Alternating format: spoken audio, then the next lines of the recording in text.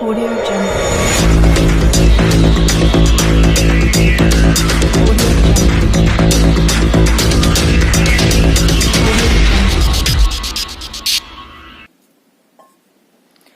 प्यारे बच्चों, स्वागत है आप सभी का बुध स्टडी पॉइंट के यूट्यूब चैनल में। और आज इस वीडियो के माध्यम से हम लोग बिहार बोर्ड के 10th क्लास के गणित के पहले अध्याय से संबंधित ऑब्जेक्टिव क्वेश्चंस को हल करेंगे।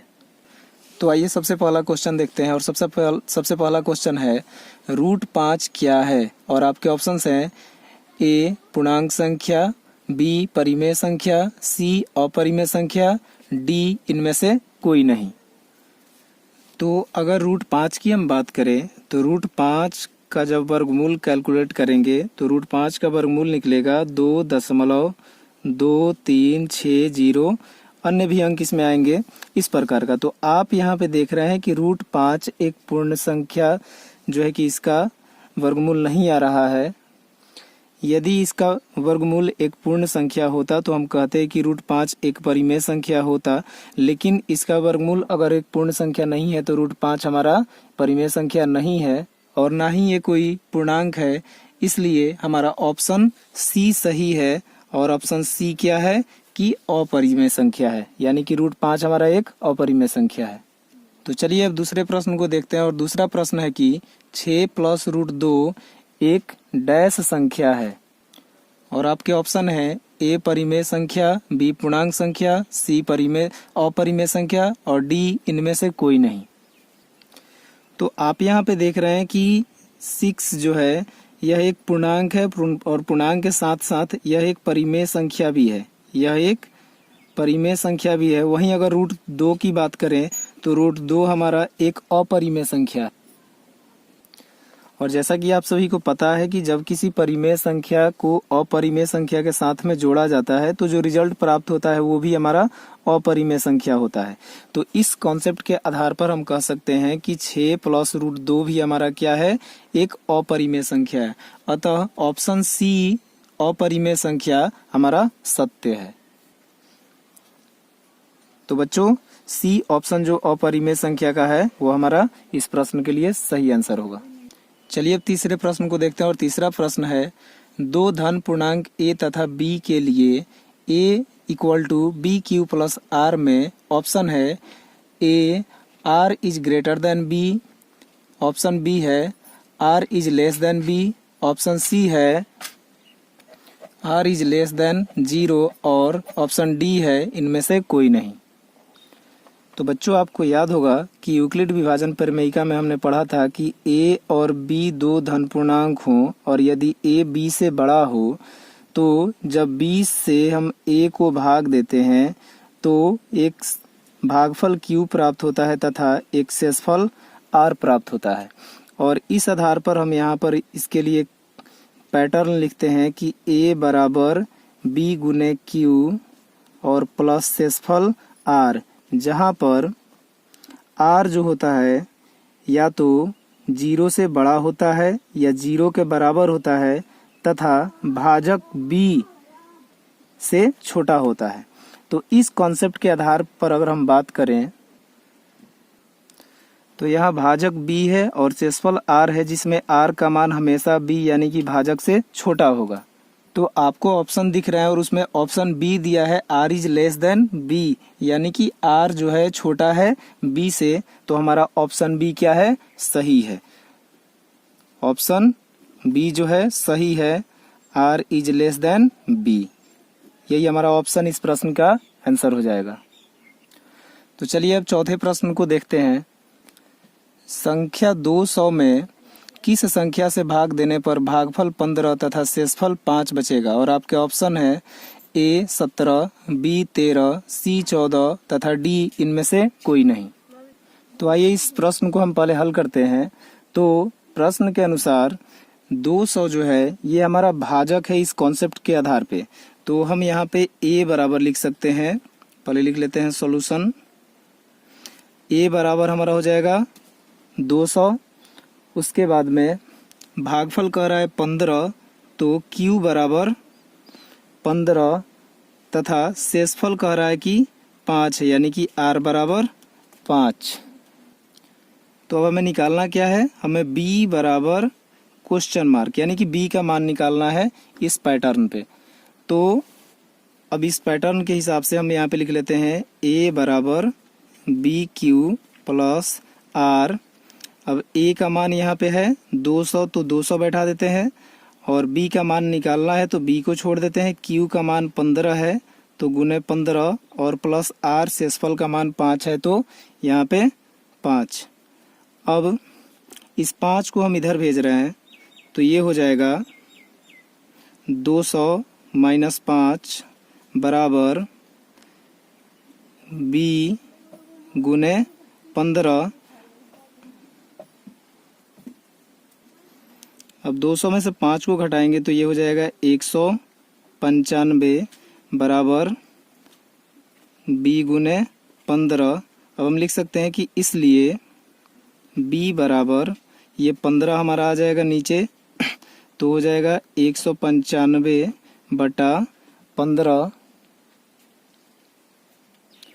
अब जब 15 से इसको डिवाइड करेंगे तो ये कटेगा 15 एकम 15, 15 तिया 45, यानी कि 13 बार में।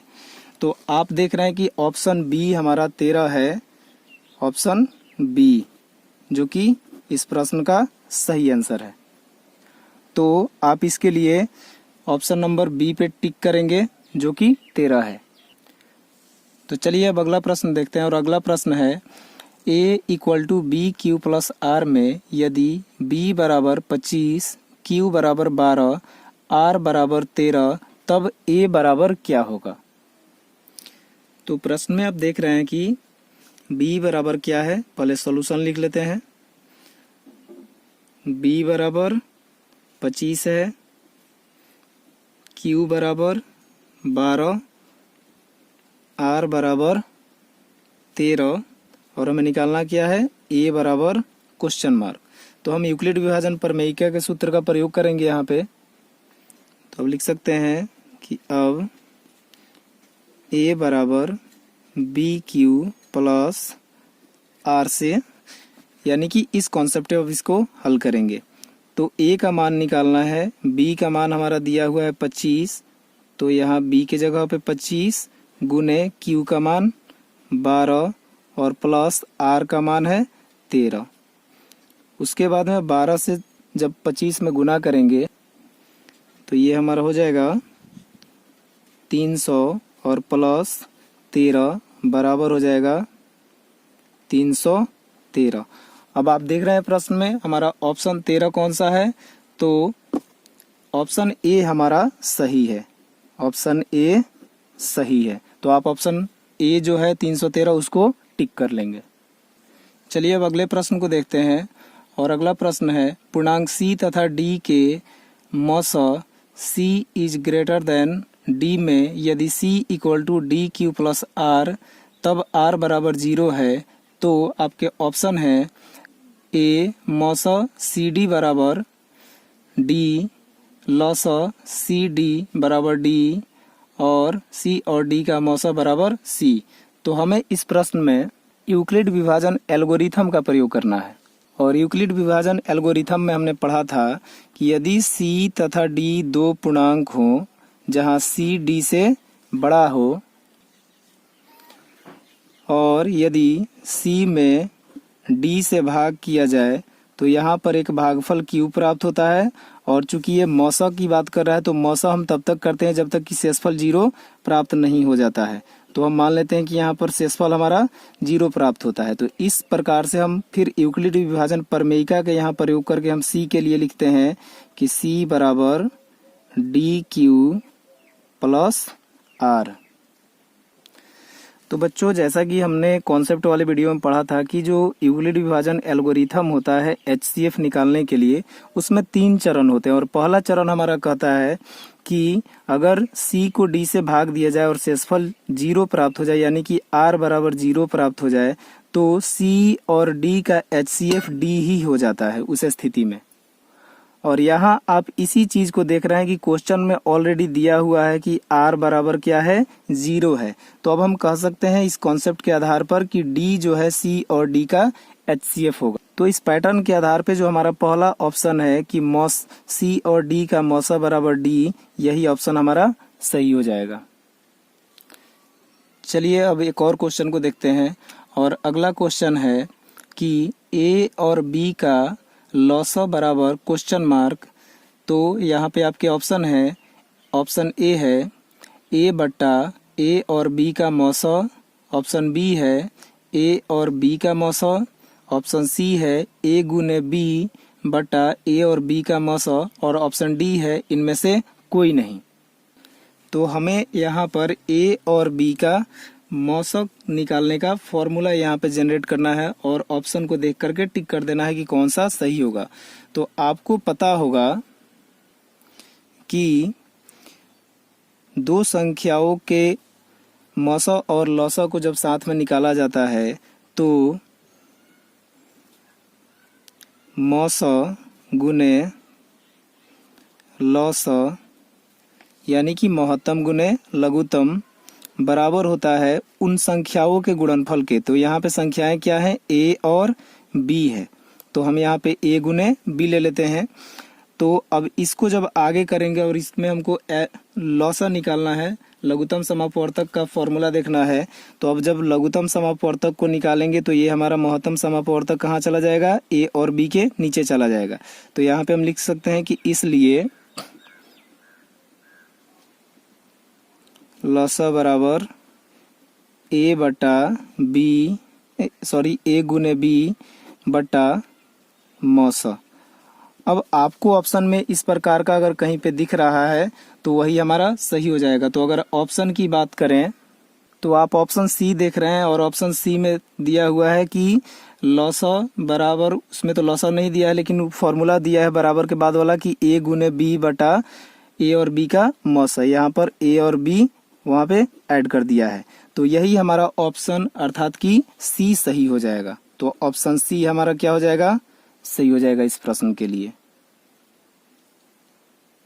तो चलिए अब अगले प्रश्न को देखते हैं। और अगला प्रश्न है कि 54 और 78 का महत्तम समापवर्तक बराबर 6 है, तब 54 और 78 का लघुत्तम समापवर्तक क्या होगा।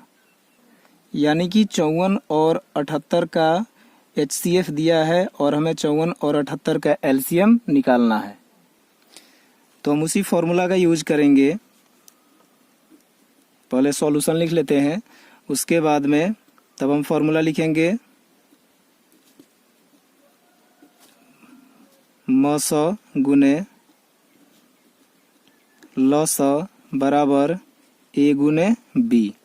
अब यहाँ पे आप देख रहे हैं कि क्या दिया है प्रश्न में, 54 और 78 का मौसा दिया हुआ है। तो मौसा का मान हम यहाँ पे मौसा के सामने यानी कि महत्तम के सामने लिख लेंगे 6। लघुत्तम हमको निकालना है तो इसको ज्यों का त्यों छोड़ देते हैं, बराबर ए गुने बी। तो ए के जगह पे हो जाएगा 54 और बी के जगह पे हो जाएगा 78।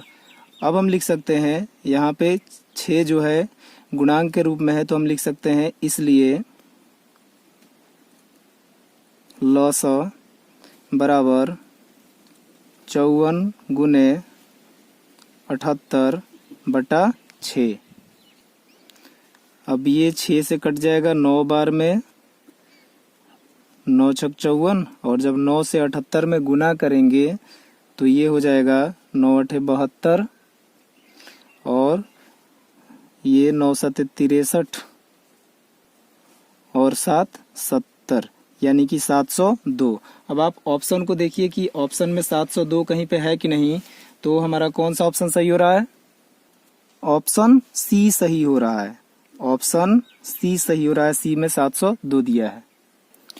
तो आइए अब अगले प्रश्न को देखते हैं। और अगला प्रश्न है 47 से 379 में भाग देने पर यदि शेष 3 बचे तब भागफल क्या होगा। तो बच्चों प्रश्नानुसार ए बराबर हो जाएगा 379 और चूंकि 47 से भाग देना है तो बी बराबर हो जाएगा 47। उसके बाद में शेषफल 3 बच रहा है तो आर बराबर हो जाएगा 3। अब हमको निकालना क्या है, हमें यहाँ पे भागफल क्यू निकालना है, यानी कि क्यू बराबर कितना होगा। तो अब हम यूक्लिड विभाजन प्रमेयिका के फॉर्मूला का यूज करेंगे और यहाँ पे अब लिखेंगे कि ए बराबर बी क्यू प्लस आर। तो यहाँ ए का मान कितना दिया है 379, बी का मान दिया है 47, तो यहाँ पे 47 और गुने क्यू निकालना है और आर शेषफल 3 दिया हुआ है। तो अब हम इस 3 को बराबर के इधर ला रहे हैं, तो 3 प्लस में है तो हो जाएगा माइनस में, तो यहाँ पे हो जाएगा 379 माइनस 3 बराबर ये 47 क्यू हो जाएगा। अब ये घटेगा तो हो जाएगा 376, तो हम डायरेक्टली यहाँ पे लिख सकते हैं, इसलिए Q बराबर ये 47 376 के नीचे आ जाएगा घटने के बाद, चूंकि 376 यहाँ पे होगा तो हम डायरेक्ट यहाँ पे लिख रहे हैं कि 376 और बट्टा 47। अब जब 47 से इसको हम डिवाइड करेंगे तो ये इससे 8 बार में कटेगा। तो आपके सामने जो ऑप्शन है उसमें आपको देखना है कि 8 कहाँ है, तो ए ऑप्शन है 7, बी है 8, सी है 9 और डी इनमें से कोई नहीं। तो ऑप्शन बी क्या हो जाएगा, सही हो जाएगा। इसके लिए ऑप्शन बी सही है। डियर स्टूडेंट्स, उम्मीद है आप सभी को यह वीडियो पसंद आया होगा, और अभी तक यदि आपने इस चैनल को सब्सक्राइब नहीं किया है तो कृपया चैनल को सब्सक्राइब करें, वीडियो को लाइक करें और अपने दोस्तों के साथ शेयर भी करें, और साथ ही बेल आइकन को दबाना ना भूलें ताकि इस चैनल पे आपको रेगुलर अपडेट मिलता रहे। मिलते हैं पुनः अगले वीडियो में, तब तक के लिए नमस्कार, धन्यवाद।